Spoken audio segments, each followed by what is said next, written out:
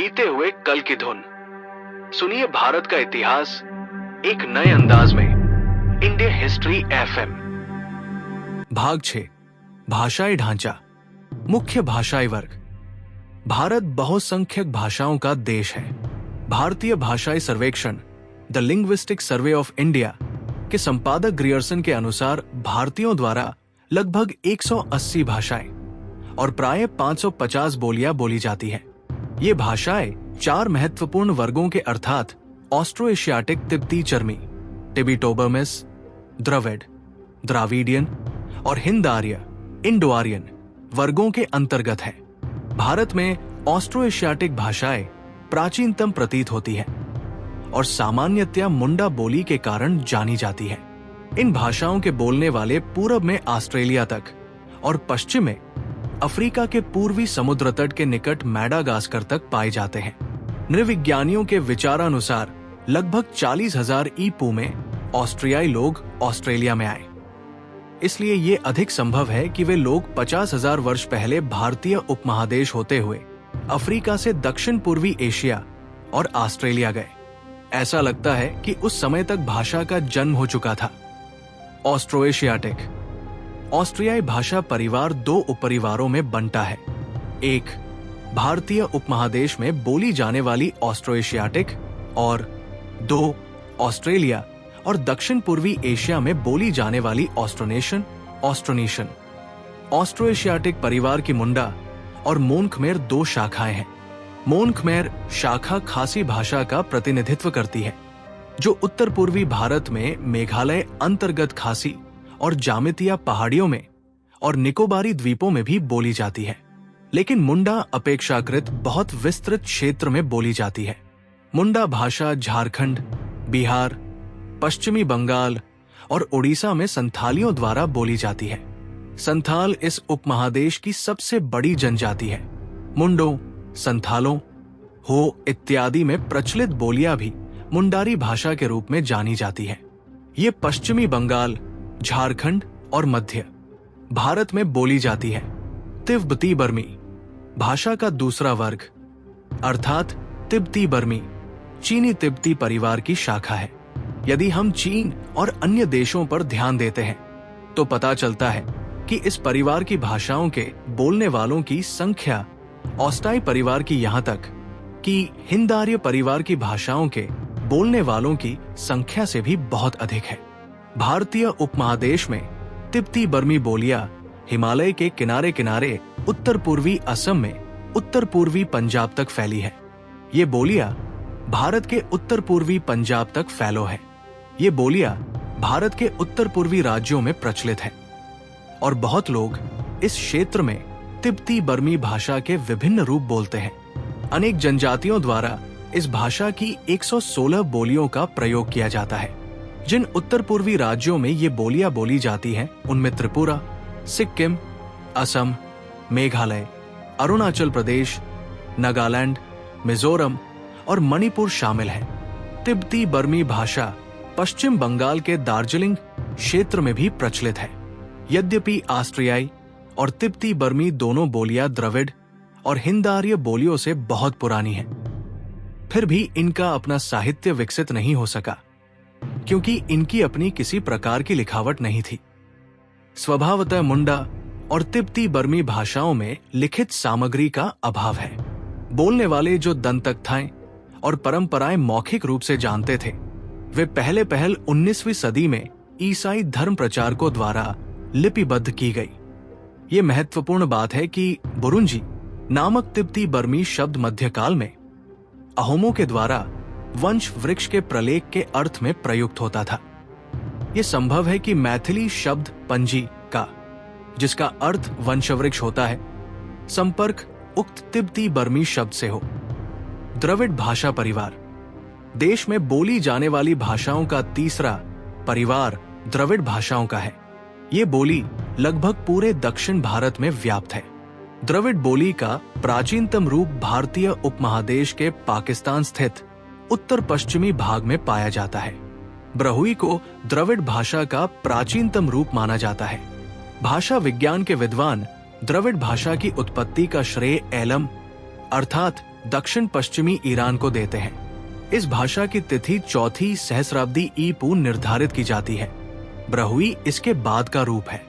ये अभी भी ईरान, तुर्कमेनिस्तान, अफगानिस्तान और पाकिस्तान के बलूचिस्तान और सिंध राज्यों में बोली जाती है। ये कहा जाता है कि द्रविड़ भाषा पाकिस्तानी क्षेत्र होते हुए दक्षिण भारत पहुंची, जहां इससे तमिल, तेलुगु, कन्नड़ और मलयालम जैसी इसकी मुख्य शाखाओं की उत्पत्ति हुई। लेकिन तमिल दूसरी भाषाओं से कहीं अधिक द्रविड़ है। झारखंड और मध्य भारत में बोली जाने वाली ओव अथवा रुख भाषा भी द्रविड़ है, लेकिन ये मुख्यतः जनजाति के सदस्यों द्वारा बोली जाती है। हिंद आर्य चौथा भाषा वर्ग हिंद आर्य है, जो हिंद यूरोपीय परिवार का है। ये कहा जाता है कि हिंद यूरोपीय परिवार की पूर्वी अथवा आर्य शाखा हिंद ईरानी, दर्दी और हिंद आर्य नामक 3 उपशाखाओं में चैट गई। ईरानी, जिसे हिंद ईरानी भी कहते हैं, ईरान में बोली जाती है और इसका प्राचीनतम नमूना अवेस्ता में मिलता है। ददर्दी भाषा पूर्वी अफगानिस्तान, उत्तरी पाकिस्तान और कश्मीर की है। यद्यपि अधिकतर विद्वान ददर्दी बोली को हिंद आर्य की शाखा मानते हैं। हिंद आर्य भाषा पाकिस्तान, भारत, बांग्लादेश, श्रीलंका और नेपाल में बहुसंख्यक लोगों द्वारा बोली जाती है। लगभग 500 हिंद आर्य भाषाएं उत्तर और मध्य भारत में बोली जाती है। प्राचीन हिंद आर्य भाषा के अंतर्गत वैदिक संस्कृत भी है। लगभग 500 अपभ्रंश भाषाएं आती है। यद्यपि पाली और अपभ्रंश को भी प्राकृत माना जाता है। पुशून्य से 1000 ई तक मध्य हिंद आर्य भाषाओं के अंतर्गत प्राकृत, पाली और प्राकृत और शास्त्रीय संस्कृत दोनों का विकास प्रारंभिक मध्यकाल के दौरान भी होता रहा और 600 ई.शून्य से अनेक अपभ्रंश शब्दों का प्रचलन हुआ। हिंदी, बंगला, असमी, ओडिया, मराठी, गुजराती, पंजाबी, सिंधी और कश्मीरी जैसी आधुनिक हिंद आर्य क्षेत्रीय भाषाओं का विकास मध्यकाल में अपभ्रंश भाषा से हुआ। ये बात नेपाली भाषा के मामले में भी है। कश्मीरी मूलत दर्दी है, लेकिन ये गहरे रूप में संस्कृत से और परवर्ती प्राकृत से प्रभावित रही है। यद्यपि भारत में भाषाओं के 4 वर्ग हैं, तथापि उनके बोलने वालों की अलग अलग इकाइयां नहीं हैं। पूर्व में अनेक भाषा वर्गों के बीच पारस्परिक प्रभाव पड़ता रहा है। फलस्वरूप एक भाषा वर्ग के शब्द दूसरे भाषा वर्ग में प्रकट होते रहे हैं। ये प्रक्रिया बहुत पहले वैदिक काल में ही शुरू हो गई थी। मुंडा और द्रविड़ दोनों के बहुसंख्यक शब्द ऋग्वेद में मिलते हैं। फिर भी अंततः हिंद आर्य भाषा भाषियों ने अपने सामाजिक आर्थिक प्राबल्य के कारण अपनी भाषा को जनजातीय भाषाओं पर लाद दिया। यद्यपि हिंद आर्य प्रशासनिक वर्ग अपनी ही भाषा का प्रयोग करते थे, तथापि वे जनजातीय बोलियों के प्रयोग के बिना जनजातीय साधन और मानव शक्ति का उपयोग नहीं कर सकते थे। इसके कारण शब्दों का पारस्परिक लेन देन हुआ। मानव जातीय समूह और भाषा परिवार। उपर्युक्त 4 भाषा वर्गों को भारतीय उपमहाद्वीप के 4 मानव जातीय समूहों की अलग अलग भाषा बताया जाता है। ये 4 समूह हबशीनुमा, नेग्रिटो, ऑस्ट्रालाई, ऑस्ट्रेलोइड्स, मंगोलिया, मोंगोलोइड्स और कॉकेसिया, कॉकेसॉइड्स हैं। नाटा कद, छोटा चेहरा और छोटा होंठ हबशीनुमा, नेग्रिटो की प्रमुख विशेषताएं हैं। वे अंडमान द्वीप और तमिलनाडु की नीलगिरी पहाड़ियों में रहते हैं। वे केरल और श्रीलंका के भी माने जाते हैं। ये समझा जाता है कि वे कोई ऑस्ट्रियाई, ऑस्ट्रिक भाषा बोलते हैं। ऑस्ट्रालाई, ऑस्ट्रालोइड्स भी नाटे कद के होते हैं। यद्यपि ये हबशीनुमा, नेग्रिटो से लंबे होते हैं। इनका भी रंग काला होता है और शरीर पर बहुत रोंगटे होते हैं। वे मुख्यतः मध्य और दक्षिणी क्षेत्रों में रहते हैं, यद्यपि वे हिमालयी क्षेत्रों में भी दिखाई पड़ते हैं।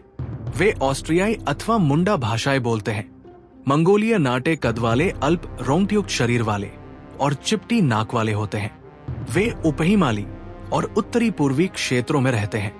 वे तिब्बती बर्मी भाषाएं बोलते हैं।